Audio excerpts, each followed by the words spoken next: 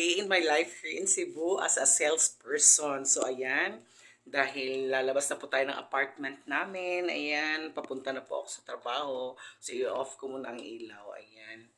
So, palabas na tayo, guys. Sasirado ko muna itong kwarto.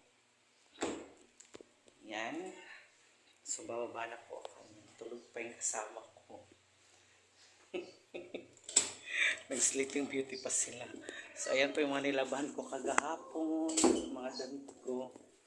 So, ayan. Ayan, may pusa po ako. So, palabas na po ako, guys, sa apartment. Dahil sasakay po ako ng e-bike. Mabatay sa hagdan. Ayan. So, ganito po ang daily routine ko dito, guys. Ayan. So, nandito po, ito po yung ating area of responsibility. So, lalakad-lakad tayo palabas, guys. Ayan. Kasi dito kami dumadaan, guys. So,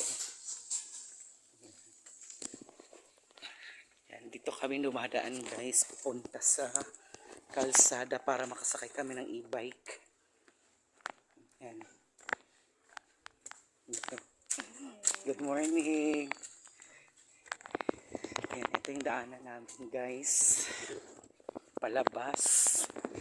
Ayan. Kasi exclusive lang itong daan na to sa mga nagre-rent doon sa loob ng bahay. Nawa dyan lang makaagi diri kamera ang mga nag-boardra. Ayan, so diri ko magpuan, guys. Ha? Yeah, sa likod daan kilid ni Robinsons na ni siya. So Robinsons na ni, guys.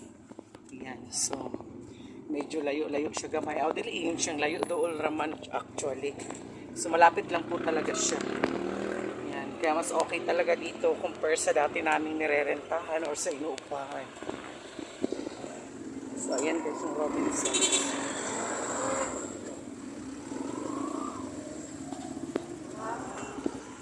So sasakay tayo ng e-bike, guys.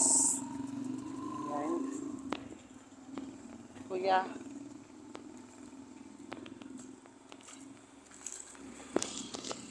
Guys.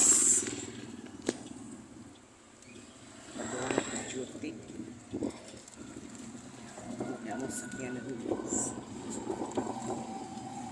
May e-bike diri sa Cebu, sa Lapu-Lapu. Ayan, so.